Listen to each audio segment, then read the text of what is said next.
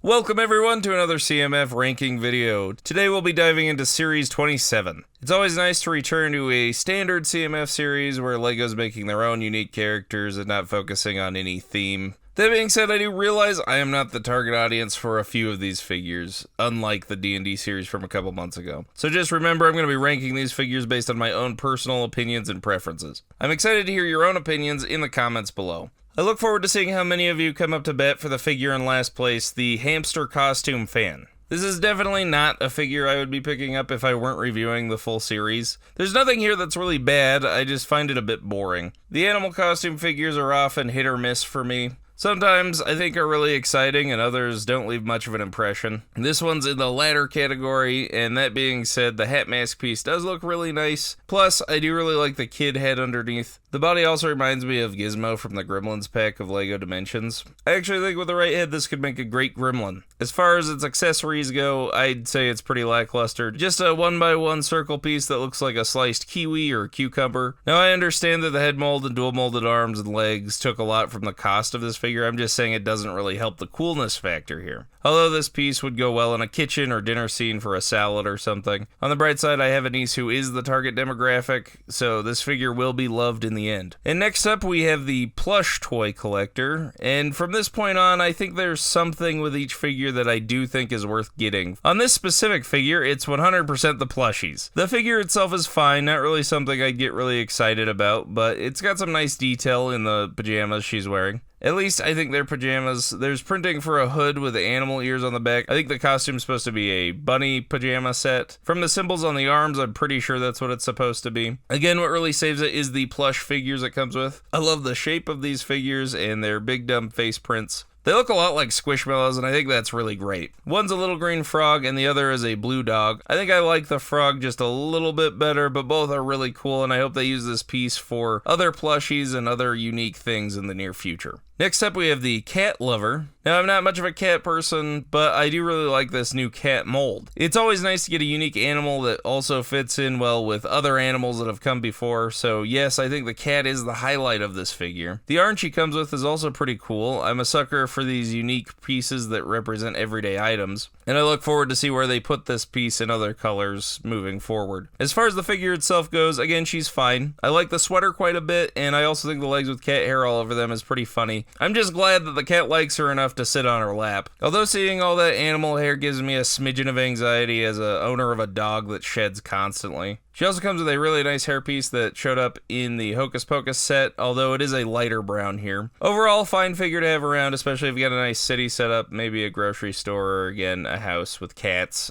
And now we have the Longboarder. I think the printing on this figure is pretty awesome. I'm not sure what the design on the shirt means. It does remind me a lot of the video series, actually. A lot of the figures of that series and the little albums they had these weird little nonsense symbols all over them, and I actually didn't mind that style, and it's kind of cool to see something like that again. I also like the black and white design quite a bit. The ripped jeans are also pretty nice. The hair hat piece is a more radical recolor of a piece that's shown up in City and other places for a few years now. I'm pretty sure the longboard is a unique piece, though. I think it's pretty good. I don't have a lot to say about her, but I like the skater and rough style she's got. I especially like the bandage on her cheek. Now moving on to the Astronomer Kid, I'm sure many of you have noticed by now that I'm not a huge fan of these regular people in the CMF series. I'm not much one for building up a normal city or town. I much more prefer building castles and pirates and space and different fantasy stuff. So that's the bias I have that's relegated all these figures to the bottom of the list. However, this is my favorite one of the more normal people figures. The telescope is a really fun little build, and I think it works really well. I especially like her little squinting eye that can look through the telescope on one of the face prints. I also really love this rocket image on her torso, and it serves as a fun callback to the Rocket Kid from Series 17, as this is the same rocket as his costume. However, the thing that really does steal the show, though, is this prosthetic hand. It's such a cool piece and another great example of how LEGO strives to include everybody. I'm excited to see what they do with this piece in the future. Honestly, I'm really hoping next time they make Captain Redbeard again, they update the hook to be more like this piece. And next up, and about the midway point, we have the Jetpack Racer. This figure's awesome. I love the jetpack and this new dual molded helmet piece. The detail on the printing is also just incredible. What actually pulled this figure down for me in the list was the connection to LEGO Sports. Now, don't get me wrong, I think it's a really cool idea to combine the futuristic LEGO space stuff with LEGO Sports. I'm just not a huge fan of sports. But that does mean that this figure is my favorite sports figure because of its connection to space. It's also very reminiscent of a LEGO race car driver, complete with the Octane endorsement on the uniform, as well as the big 3 on the helmet. It does make me want 1 or 2 rival jetpack racers so we could actually set up a jetpack race. Also, underneath the helmet, we've got a pretty decent head with 2 different prints. It's almost got like a balaclava look. I like the sci-fi elements to it. It seems like it has a breathing apparatus to help while he's flying around. Now, I'm going to go off on a lore theory tangent here, so feel free to skip ahead a little bit in the video to the next figure if you don't want to hear that. I'm going to talk a little bit about the symbols on the figure that I think are interesting. So to first get it out of the way, yes, he does have the sports logo. It's like the 2 little mountains with the line underneath. It's a symbol for virtually all modern LEGO sports figures, kind of like an Adidas or Nike symbol. Second, on the shoulders, this could be just shoulder pads or a symbol on the shoulders. I'm not sure. It seems like it's got a little S in there. If you have any ideas what this could be, let me know in the comments. The main symbol that will take me off on this tangent is the one on the bottom of both of the legs on the side. There have been several figures from the CMF line that have this symbol of the triangle with the line underneath it. Up until this Jetpack Racer, all of them have been robots. This includes the Nurse Android and Robo Butler from Series 26, as well as the Series 24's Robot Warrior, albeit it is upside down. So this figure, to my knowledge, would be the first human or even living thing to use this symbol in the space context. And so I used to think that this was just for robots. However, due to its inclusion here on a clearly human figure but wearing a futuristic suit, my new theory is that it is the logo or mark of a major manufacturer in the realm of LEGO space. And this manufacturer would have made all the robots as well as this jetpack suit. I also now believe that the reason that the symbol on the Robot Warrior is upside down, because they want to distance themselves from the violence and destruction that this robot could cause. And with this new context, it also extends to other figures as well. The Series 21 Alien Prisoner has a similar symbol on its chest, but instead of a solid line, it's a dotted line underneath. Which again, I think this manufacturer or company is distancing itself from the fact that they have prison contracts and war contracts. But that's all I'll say for right now. If you guys want a deeper dive, let me know in the comments. Maybe I'll make a video on this later. And now we have Cupid. I'm a big sucker for holiday figures, so I really like this one because of that. It's got some really nice printing on the torso, and I also really like the Greek armbands he has. I'm not sure if this hair is a new mold, but I think it looks really great and could be used in a variety of ways as well. I also really love the classic bow and arrow piece in red here. What really does bump up this figure for me are the new wings. It's crazy to think we just got a unique set of wings with the Aarakocra Ranger, and now we have another similar set. And so I think that this piece would be great for mocks and other custom figures. He also comes with a fairly common heart piece or two. Overall, I think he's a lot of fun and a nice decoration for Valentine's Day. Now we're on to the Pirate Quartermaster. At this point, we're starting to get into the really great figures of the series. I'm a huge pirate fan, and I always love it when they add one to the CMF line. The printing on this figure is fantastic. There's some really cool gold patterns that contrast really well with the dark red of the legs, and some incredible golden printing on the torso with this awesome pirate necklace, a compass, and a gold chain. I also think the arm printing is really interesting. One side we have a gold wristband, the other side has a pearl bracelet. There's also some really interesting tiny detailing for a lace trim on her shirt. It makes for some really great detail. She also comes with this tattered red skirt piece, and I think it's a nice touch. There are a few potential uses for it as far as customizing goes. I'm excited to see what I can do with it in the future. The only thing I'm not really crazy about with this figure is the hairpiece, although it is growing on me. Don't get me wrong, it's not bad. I just prefer the tricorn hat with the ponytail, although I am glad that they didn't use this piece again. They've used it quite a bit, and I am glad that it's not just another common hairpiece. Also, I think it's interesting that it kind of matches up with the Astronomer Kid's hair. It seems like it's the same hair but done up with a bandana.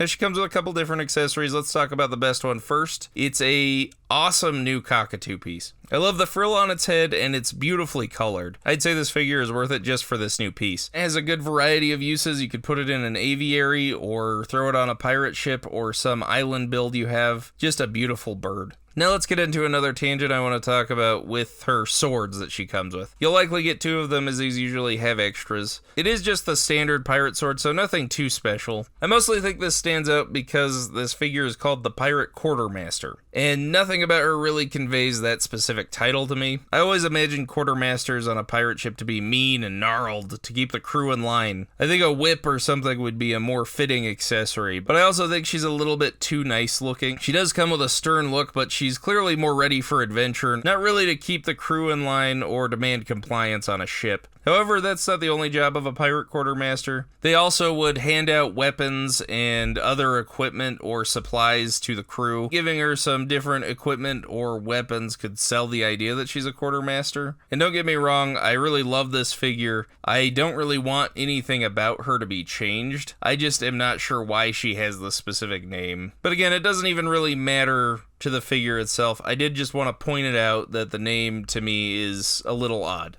Now we have a Steampunk Inventor. This guy is super cool. I love the Victorian style clothes he's wearing and the printing for the steampunk editions. The goggles on the head are a super nice touch, and I believe the only other place we've ever seen this hat mold is from the CMF Disney 2 line. I think this figure in particular was super well thought out. The harness printing on the torso is super cool, although I think this figure could be improved with something to go around the neck to bulk out the figure a little bit more. But I really like the harness because it shows that it's supporting the prosthetic arm. When I first saw this online, I wasn't really sure what this invention was, but getting the figure, he has some really cool arm printing that shows that it's either a full prosthetic or some really cool enhancement armor like a steampunk Iron Man. I also really like his expression and facial hair with the monocle on his face. It reminds me a little bit of Monster Hunters as well, and it makes me really want to see more steampunk stuff from LEGO. Maybe some kind of lab or a mech suit of some kind or some sort of machine would be really great as a LEGO set to include this figure in.